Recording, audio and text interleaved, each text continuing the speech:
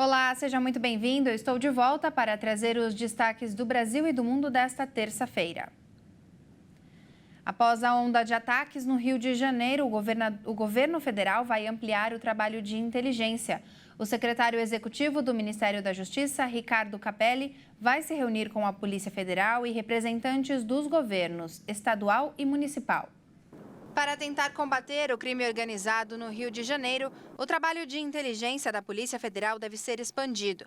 Capelli afirmou que a inteligência é o foco, mas o Rio de Janeiro vai contar também com a ampliação do efetivo ostensivo com a Polícia Rodoviária Federal e a Força Nacional.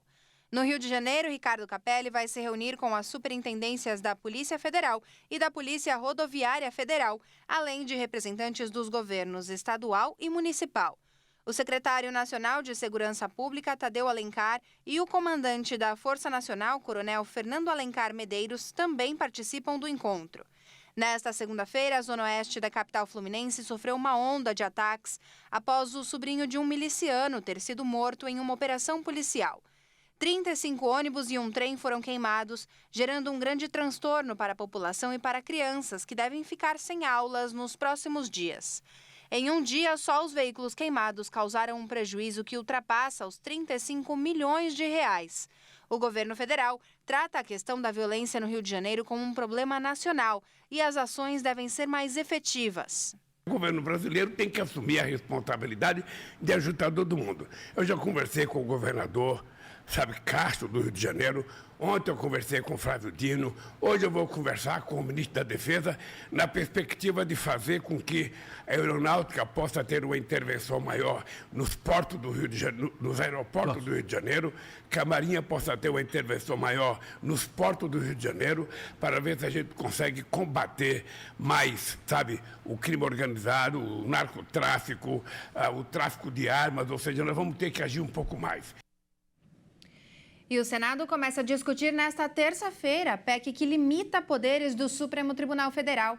O texto deve ser discutido em 5 sessões antes de ser votado em plenário.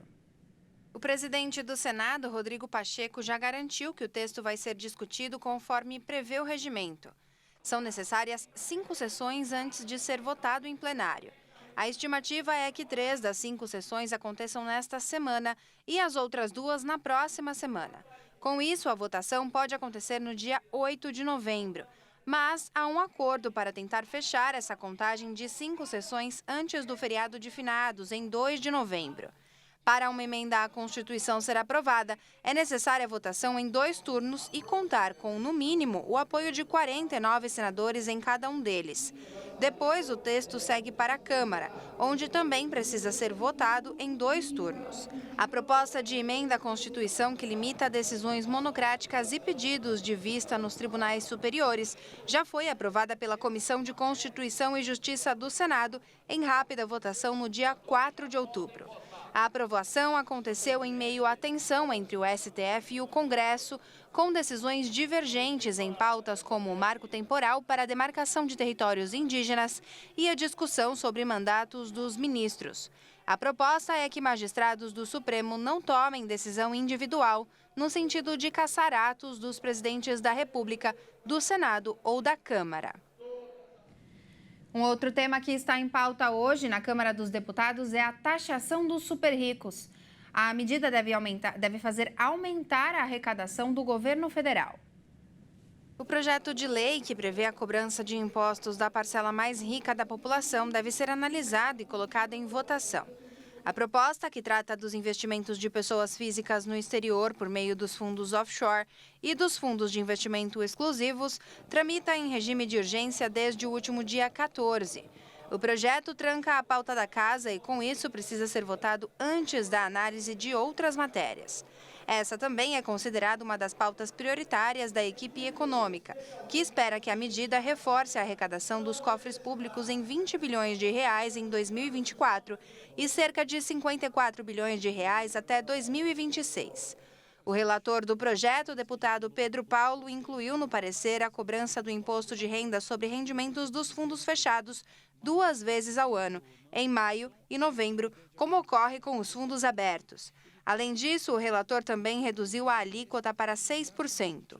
Os fundos fechados são instrumentos de investimento montados para pessoas com 10 milhões ou mais para aplicar.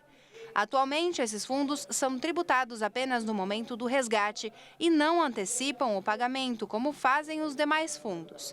Em relação à taxação das offshores, o governo quer instituir a tributação de trusts. Atualmente, os recursos do exterior são tributados apenas e se o capital retorna ao Brasil.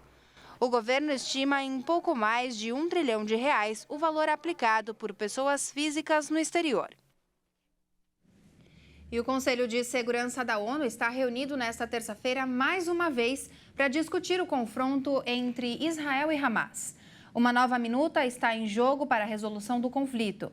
Presidido pelo ministro das Relações Exteriores do Brasil, Mauro Vieira, o grupo quer um acordo de cessar-fogo e a abertura de corredores humanitários na faixa de Gaza. Vale lembrar que em 18 de outubro, uma resolução proposta pelo Brasil foi rejeitada pelo Conselho.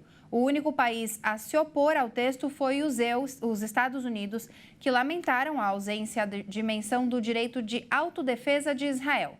E, dessa vez, o Brasil apontou que os Estados Unidos querem interferir no voto da Rússia no Conselho da ONU. Lideranças mundiais pedem a criação de 2 estados independentes, com israelenses e palestinos vivendo lado a lado, sem guerras. Pelo menos 24 pessoas, incluindo vários policiais, foram mortos na segunda-feira em 3 ataques armados no México. Os registros aconteceram em regiões do país duramente atingidas pelo tráfico de drogas. No mais letal deles, um ataque contra um comboio policial deixou 13 mortos e 2 feridos na cidade de Coyuca de Benítez, no estado de Guerrero, no sul do México.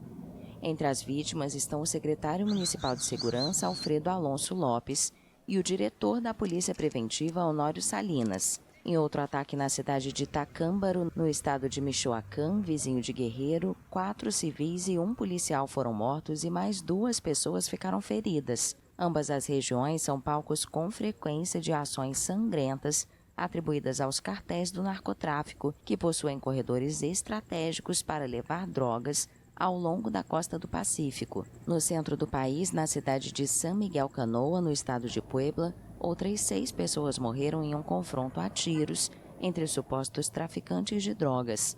O México registra uma taxa de homicídios de 25 casos por 100 mil habitantes. Muito obrigada pela sua companhia. Essa edição fica por aqui, mas eu tenho um convite para você. E o meu convite é para que você continue ligadinho na HIT, porque daqui a pouco, em menos de 15 minutos, a Caroline Povoleri volta com mais informação. É às 14h15, não perca. Até mais!